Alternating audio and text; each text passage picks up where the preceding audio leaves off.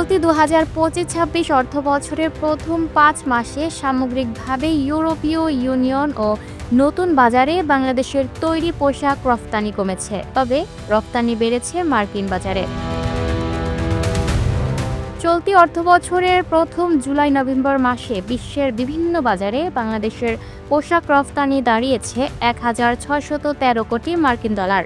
পোশাক রফতানির পরিস্থিতি নিয়ে প্রকাশিত রফতানি উন্নয়ন ব্যুরোর প্রতিবেদনে বলা হয়, আগের বছর একই সময়ে রফতানি হয়েছিল ১,৬১১ কোটি মার্কিন ডলারের পোশাক। সার্বিকভাবে চলতি অর্থ বছরে রফতানি বাড়লেও ইউরোপীয় ইউনিয়ন ও নতুন বাজারে বাংলাদেশের তৈরি পোশাক রফতানি কমেছে। জুলাই থেকে নভেম্বরে ইউরোপীয় ইউনিয়নে পোশাক রফতানি হয়েছে ৭৮৩ কোটি ডলারের। আগের বছর একই সময়ে যা ছিল ৭৯১ কোটি ডলার, অর্থাৎ রফতানি কমেছে ১.০৩%।